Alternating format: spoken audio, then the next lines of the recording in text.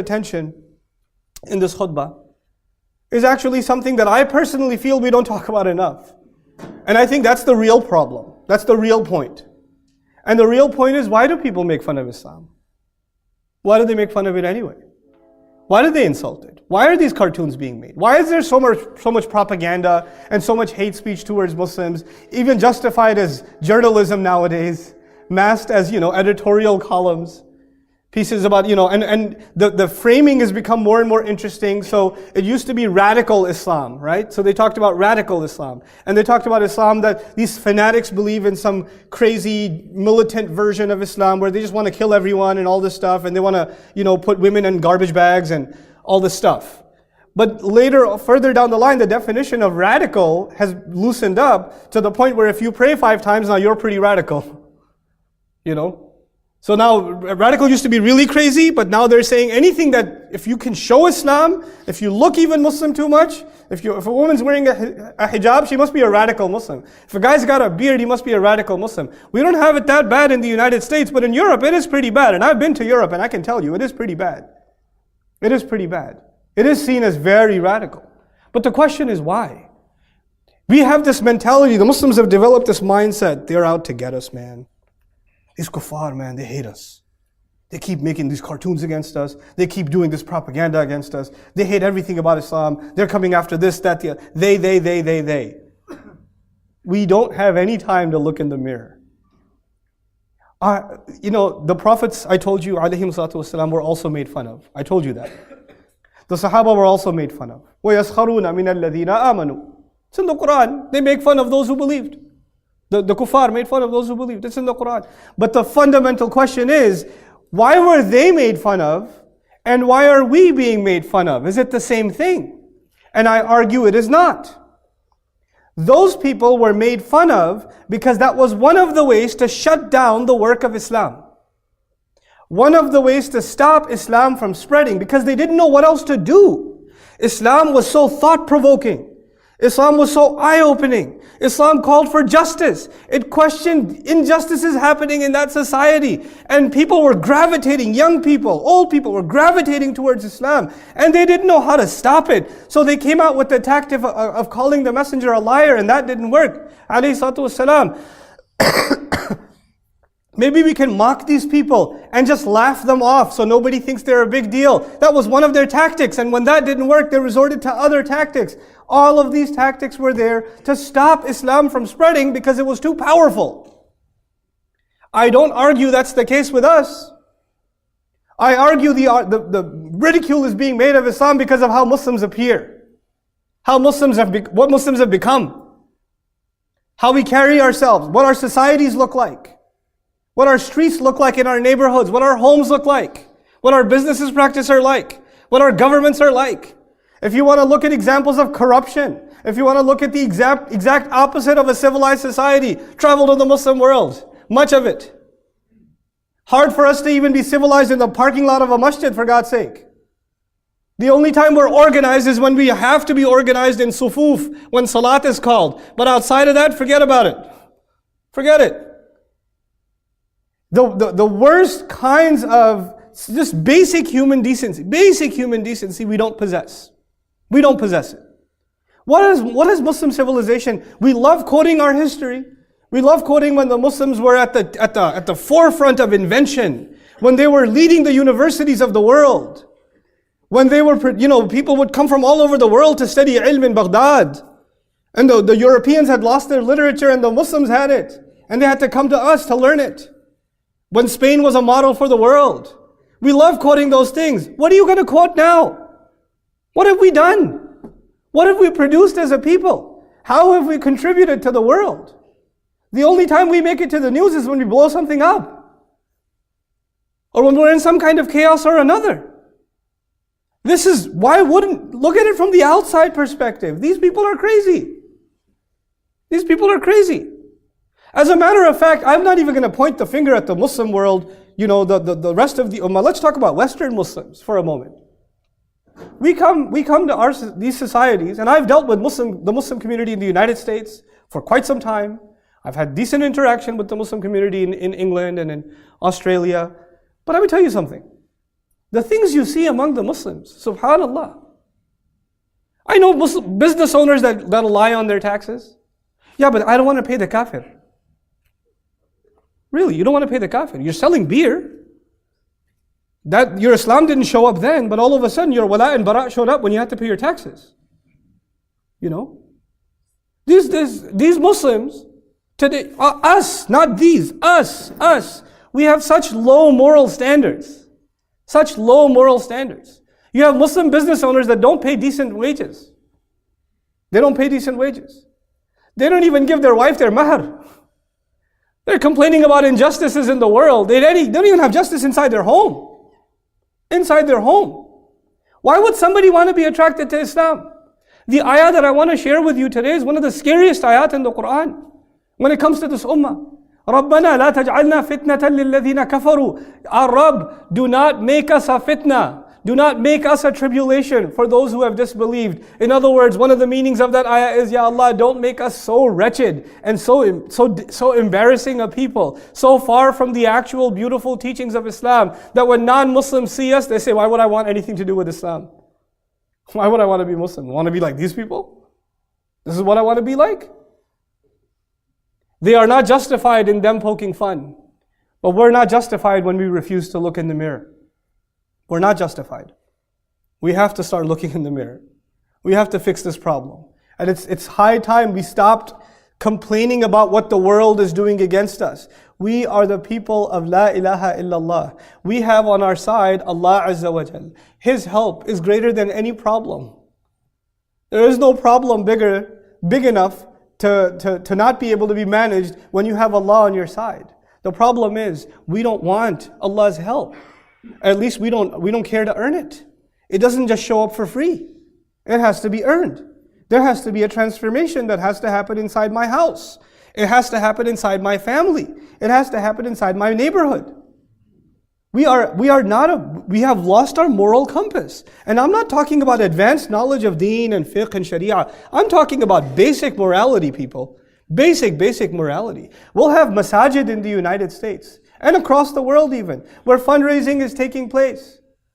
And they're gonna collect money. And once they collect the money, they're gonna say, yeah, we should put this money towards this thing or the other. Well, no, you advertise that you're gonna raise these funds for this project, but now you're putting it in another. No, it's okay, we have a fatwa. You have a fatwa to be dishonest? Where'd you get that from? But that's okay, we could do that. You know? We could lie even in the name of religion. We could lie, subhanallah. How could that be? How does it get to that point? How does it get to the point where you have to argue in your home? You have to argue with your parents, argue that, Dad, really seriously, I really think we should give zakat. No, it's okay. And there's an argument happening inside a Muslim home whether they should give zakat or not. This is happening inside the Muslim family. Why would Allah's help come to a people like that? That have been given the most beautiful deen. That have been given the most perfect teachings. And they don't even look in the mirror for 1 minute, for 1 day. Just, what am I doing wrong? You know, many of you are not ulama, you're not fuqaha, you're not muftis, you don't have to be. But you know what you do wrong. I know what I do wrong. And we keep overlooking it. Allah will not change the state of this people. You know, Allah will not change the state of this ummah. Nope, He will not do it. Allah Himself says, people say, oh, you just quote the ayat are the ultimate reality. There is no greater reality than the ayat. There is no reality you'll find in physics and chemistry and biology that you will find in the ayat of the Quran. إِنَّ اللَّهَ لَا يُغَيِّرُ مَا بِقَوْمٍ حَتَّى يُغَيِّرُ مَا بِأَنفُسِهِمْ. Allah will not change the state of a people until they transform what is within their own selves. مَا بِأَنفُسِهِمْ. There is something wrong inside of ourselves. Allah's answer to what is wrong with the ummah is something is wrong inside people. That is Allah's answer to what is wrong with this ummah today. When He says, وَأَنْتُمُ الْأَعْلَوْنَ إِن كُنْتُم مُؤْمِنِينَ. You are going to be in the supreme position if in fact you have true iman, if you're true believers. Now clearly we're not in the supreme position, so something must be wrong with iman. Because Allah is never wrong. Allah is just not wrong. This is a tragedy. One after another, and it's not going to stop, and we know it's not going to stop. We know it's not going to stop. The only thing we can do Instead of being overwhelmed by this flood of tragedy and constantly just figuring out a way to justify to somebody, how we're not crazy. Because by the way, they're going to think we're crazy no matter what. You can't impress them. You could try. Messengers tried too. If messengers weren't good enough for them, we're definitely not good enough for them. Let me tell you. There's no way to impress them. No matter how we do right, the people who hate will always hate. The people who make fun will always make fun. But we better give them the right reasons to make fun of us. The right reasons are we stand by Islam. We are the people of reason. We are the people of intelligence. We are the people. The greatest threat of Islam was not its force. And I promise this is my last point. The greatest threat of Islam was not its force. Was not the sword. Was not the weapon. The greatest threat of Islam was the power of its ideas and how it challenged injustice head on and how it questioned the integrity of other philosophies, other ideas. How can you think like that? How can you act like that? How can you judge like that? أَمْ لَكُمْ كِتَابٌ فِيهِ تَدْرُسُونَ أَفَلَا تَعْقِلُونَ Why don't you think? How do you make your decisions? This is a religion of أَدْعُوا إِلَى اللَّهِ عَلَى بَصِيرًا. I call to Allah with eyes open, a religion of thought. We are no longer a thoughtful people, so Islam is no longer. What we think the threat of Islam in the West, the threat of Islam is its militancy. The militancy is nothing. This is nothing. The real threat to the Quraysh were rattled, not at Badr, but back in Makkah. They were shaken up. Just by the ayat, the word of Allah was enough. It was enough to take a tradition that was there for thousands of years, and it was rattled just by a few words of Allah. Just by a few words. Something's happened. We're not connected with that word anymore. When somebody wants to win an argument, when two people have an argument, and you don't have a response, then you get angry. And you start yelling. And when you start yelling, it is proof that you lost. When you in an argument start yelling, it is proof that you lost because you don't have a reasonable answer left. And it frustrated you, so you got angry. And when two people have an argument and you lost and you hit the other, that is also proof that you lost. Because you could not defeat him with words, so you figured you could try to defeat him with your hand. This is actually indication that you're not strong enough in what you have to say. My argument to you is, our deen, Allah has given us words. There are no stronger words. There is no stronger message. We don't have to resort to anything else. And when we do, it is as though we are admitting that this isn't strong enough. But it is. We're not strong enough because we're not connected to this word enough. And we have to be the people that produce the most intellectual responses. The most reasonable responses. The ones that challenge the immorality of the world in the most profound and thought-provoking way. We're the ones that are supposed to engage in the most deep conversation with the agnostic, with the atheist, with the Christian, with all of them. With all of them. Their accusation against religion, you know what it is? It's been there for centuries in Europe now and now all over the world. Religious people are closed-minded. Religious people are fanatical. Religious people are intolerant. Religious people cannot take criticism. Religious people are not open to conversation. So if you get rid of religion, you'll have an open-minded society where people can think for themselves. This is their accusation. And you know what? It holds true for the Christendom that had invaded Europe for centuries. It was true.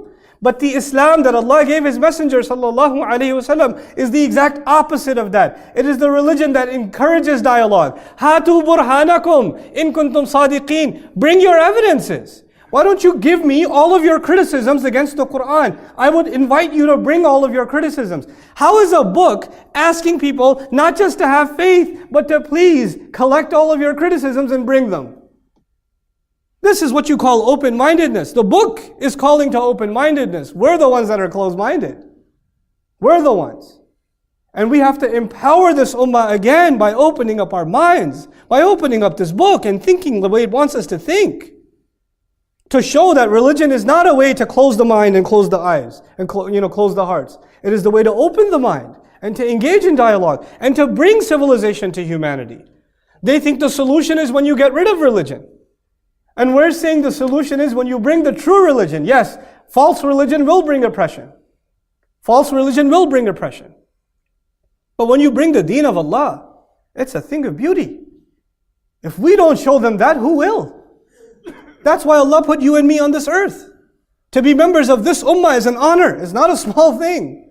We are carrying collectively 1/5 of the ummah's population on our shoulders. The burden that was placed on the shoulders of Rasulullah sallallahu alaihi wasallam. That is what you and I carry every single day, whether we admit it or not.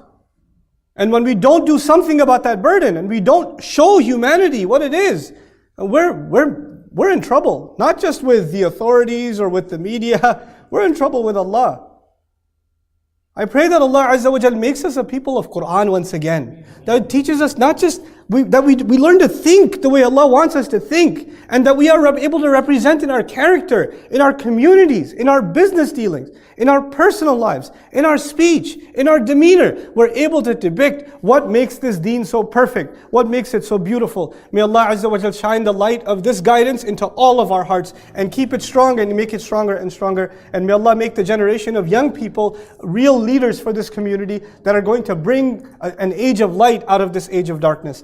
بارك الله لي ولكم في القرآن الحكيم ونفعني وإياكم بالآيات والذكر الحكيم.